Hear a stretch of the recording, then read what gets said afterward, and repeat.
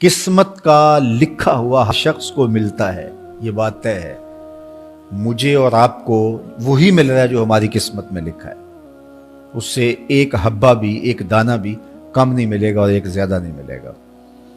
صحیح حدیث ہے، بخاری کی دیگر کتب حدیث میں موجود ہے، جب بچہ شکم مادر میں 120 دن کا ہوتا ہے تو 4 ماہ کا جب بچہ شکم مادر میں ہوتا ہے تو اس کی روح پھونکی جاتی ہے، تو فرشتہ آ کے اس کی عمر بھی لکھ جاتا ہے، اس کا شقی و سعید ہونا بھی لکھ جاتا ہے اور اس کا رزق بھی لکھ جاتا ہے۔ تو رزق جو لکھا گیا وہ ہمیں ملے گا، اور جب جب ملنا ہے تب تب ملے گا۔ جو لکھا گیا ہے وہ بہر صورت ہمیں حاصل ہوگا۔ اب وہ جو ہماری قسمت کا رزق ہے اس کے حصول کا ذریعہ کیا ہے؟ بذریعہ حلال ملتا ہے یا اس کے ذرائع حصول کے وہ حرام ہیں؟ تو یہ اللہ کے ذکر کو چھوڑنے کی سزا یہ ہے کہ ملا وہی جو قسمت کا تھا، لیکن دولت عثمان نہ ملی، دولت قارون ملی۔ لکھا جو تھا، مقسوم تھا، ملا وہی، ایک دانہ بھی زیادہ نہیں ملا اور ایک دانہ بھی کم نہیں ملا، لیکن اس کی سزا کاٹنی پڑے گی اس لیے کہ حصول کے ذرائع حرام تھے۔ تو حضرت اکرمہ رضی اللہ تعالیٰ عنہ فرماتے ہیں کسبن حرامن، تو معیشت تنگ کیسے ہوتی ہے؟ بندہ کہتا ہے کہ یہ تو بڑا کما رہا ہے لیکن کما بذریعہ حرام رہا ہے۔ اللہ اکبر۔ بعض اوقات کچھ لوگ محنت کر کے بھی حرام کماتے ہیں۔ ہم نے دیکھا کہ اس گرمی میں جو لوگ مزدوری کرتے ہیں اور بالخصوص لوہے کی بھٹی پہ جو کام کرنے والے ہیں، کتنا سخت کام ہے، لیکن وہاں بھی جو ہے وہ چاہے 15-20 منٹ جو ہے وہ خیانت کر کے اپنے اس رزق کو حرام بنا لیں اور ناجائز کر لیں، اتنی مشقت کے باوجود بھی کیتی کتری پئی خو محمد تے سکہ بنیا زردہ۔ تو ایک سودا ایسے بھی بک جاتا اگر 2 منٹ گاہک کو دیتا، لیکن جھوٹی قسم کھا لی اور وہ لے کے چلا گیا، سودا تو بک گیا لیکن ذریعہ اس کا حرام ہو گیا۔ یہ ذرا دیکھیے، جھوٹی قسم کھانے والے کو اللہ نظر رحمت سے بھی نہیں دیکھے، اتنی بڑی سزا ہے اس کی، اور نہ بکتا کوئی اور آ کے لے جاتا۔ جو قسمت میں لکھا ہے وہ تو آپ کا ہر صورت میں ہوگا، لیکن کچھ لوگوں کو اللہ کے ذکر کو چھوڑنے کا نتیجہ یہ ملتا ہے کہ پھر وہ ان کے ذرائع آمدنی جو ہوتے ہیں، محنت کے باوجود بھی کسب حرام ہو جاتا ہے کسی نہ کسی وجہ سے۔ کئی لوگ دودھ اکٹھا کرتے رہتے ہیں، آخر میں ایک قطرہ پیشاب کا ڈال دیتے ہیں۔ سادہ مثال آپ کے سامنے رکھوں، کتنی محنت سے وہ کیا تھا، تو اپنی ساری محنت کو ضائع کر دیتے اور حرام کا ٹانکا لگا دیتے، ایک قطرے سے وہ سارا ضائع کر بیٹھتے۔ تو یہ اللہ کے ذکر سے منہ موڑنے کا نتیجہ ہے۔ جب تمہارے دل اللہ کی یاد سے خالی ہو جائیں گے، تمہاری زندگیوں میں قرآن نہیں ہوگا، تمہاری زندگیوں کے اندر اسلام کے اجالے نہیں ہوں گے، تو پھر نتیجہ کیا ہوگا کہ معیشت دنک کیا ہے؟ کسبن حرامن۔ دوسرا معنی کہ تنگ زندگی، تلخ زندگی، جو حضرت عبداللہ ابن عباس سے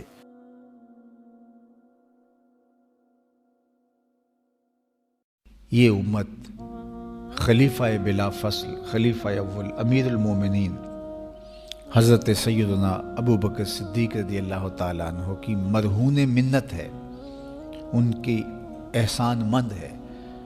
اقبال نے کہا تھا امن الناس بر مولائے ما، کلیم اول سینائے ما، ہستی او کشت ملت راچوں ابر، ثانی اسنین و غار و بدر و قبر۔ کہتے ہیں کہ وہ شخص جس نے ہمارے آقا و مولا پہ سب سے زیادہ احسانات کیے، اور میرے آقا کریم نے ارشاد فرمایا میرے اوپر جس نے بھی کوئی نیکی کی میں اس کا بدلہ چکا دیا دنیا پر ہی، لیکن ایک ابو بکر ایسے ہیں جن کی نیکیوں کا بدلہ قیامت کے دن رب ہی چکائے گا۔ یہ حضور علیہ السلام نے ارشاد فرمایا۔ اور پھر میں ما نفعنی مال احد قط، ما نفعنی مال ابی بکر، مجھے کسی کے مال نے اتنا نفع نہیں دیا جتنا ابو بکر کے مال نے نفع دیا. اپنا سب کچھ حضور کی راہوں میں نچھاور کر دیا. مال پیش کیا، جان پیش کی، اولاد پیش کی، وقت دیا، ایک ایک سانس حضور کے نام کر دی. کہتے ہیں حضور علیہ السلام کا سایہ نہیں تھا، لیکن ابو بکر رضی اللہ تعالیٰ عنہ سایہ بن کے حضور کے ساتھ رہے، سائے کی طرح حضور کے ساتھ رہے. بدر کے ساتھی، حضر کے ساتھی، سفر کے ساتھی، غار کے ساتھی، حد ہو گئی مزار کے ساتھی. اللہ اکبر. ایک دن حضور ایسے نکل رہے ہیں مسجد نبوی سے تو کوئی لوگ داخل ہو رہے تھے، تو حضور کے دائیں ہاتھ میں ابو بکر کا ہاتھ تھا، بائیں میں حضرت عمر کا ہاتھ تھا. تو حضور ایسے دونوں کے ہاتھ پکڑ کے باہر نکل رہے تھے، تو کسی کو اندر آتے دیکھا تو اس کو دیکھ کر کے کہا قیامت کے دن ہم قبروں سے یوں ہی اٹھائے جائیں گے، میرے دائیں ہاتھ میں ابو بکر کا ہاتھ ہوگا، بائیں ہاتھ میں عمر کا ہاتھ ہوگا. اللہ اکبر. سیدہ کہول اہل الجنہ، جنت کے بوڑھوں کا سردار کہا. ابو بکر فی الجنہ، جنت کی بشارت دی. عشرہ مبشرہ میں سے پہلا نام حضرت ابو بکر رضی اللہ تعالیٰ عنہ کا ہے. فرمایا میرے 2 وزیر آسمان پہ ہیں، 2 وزیر زمین پہ ہیں. آسمان پہ میرے 2 وزیروں کا نام جبرائیل و میکائیل ہے، اور زمین پہ اوپر میرے 2 جو وزیر ہیں، ایک کا نام ابو بکر ہے، ایک کا نام عمر ہے. تو کیا شان ہے حضرت ابو بکر صدیق رضی اللہ تعالیٰ. ہر نبی کا صحابی عظمتوں کے معراج پہ ہے، لیکن جو شان حضور کے اس جاں نثار کو دی گئی ہے، اللہ اکبر. قرآن نے بھی کہا نا وَثَانِيَ اثْنَيْنِ إِذْ هُمَا فِي الْغَارِ. اللہ اکبر. 2 میں سے دوسرا، اللہ اکبر. جب وہ غار میں تھے، 2 میں سے دوسرا. اس لفظ کی خوبصورتی ملاحظہ کیجئے، 2 میں سے دوسرا. حضرت عمر کہا کرتے تھے، حضرت صدیق اکبر کا ذکر کرتے ساتھ رو پڑتے اور کہتے کہ ابو بکر میری ساری زندگی کی نیکیاں لے لیں، وہ غار والی ایک نیکی مجھے دے دیں. ساری نیکیاں زندگی کی ابو بکر لے لیں، ایک نیکی غار والی مجھے دے دیں. تو ان کی ساری نیکیاں ایک طرف اور ابو بکر کی ایک نیکی ایک طرف. اور حضرت عمر کہا کرتے تھے کاش میں ابو بکر کے سینے کا بال ہی ہوتا. کوئی کم شان ہے؟ یہ حضرت عمر کہہ رہے ہیں.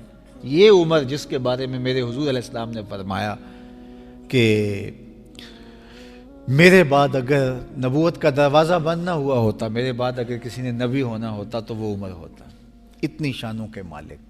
ان الشیطان یفر من ظل عمر، شیطان عمر کے سائے کو دیکھ کے بھاگ جاتا ہے. وہ عمر کہہ رہے ہیں کاش میں ابو بکر کے سینے پر اگا ہوا بال ہی ہوتا. یہ شان ہے، یہ عظمت ہے. سارے حضور کے صحابی عظمتوں کے معراج پر، لیکن ان کی شان ہی وکری ہے. کسی پنجاب شاعر نے کہا کہ سارے یار نبی دے سونے، نہیں کوئی اینا یاراں ورگا، نہ کوئی ہویا نہ کوئی ہوسی، اینا جان نثاراں ورگا، نہ اس ترتی پیدا کیتا، اینا یاراں ورگا، اعظم شان صدیق کی دساں اکو یار ہزاراں ورگا. وہ عظمتوں کی کس معراج پہ امن الناس بر مولائے ماں، کلیم اول سینائے ماں، ہستی او کشت ملت راچو ابر، ثانی سنین و غار و بدر و قبر. بدر کے بھی ساتھی، قبر کے بھی ساتھی، مزار کے بھی ساتھی، غار کے بھی ساتھی. اور کھیت اسلام کی کھیتی کے لیے ابر بہار کی طرح برسے اور سیراب کر گئے. اور اس امت کے لیے انہوں نے جو کام کیا وہ انہی کا مقصوم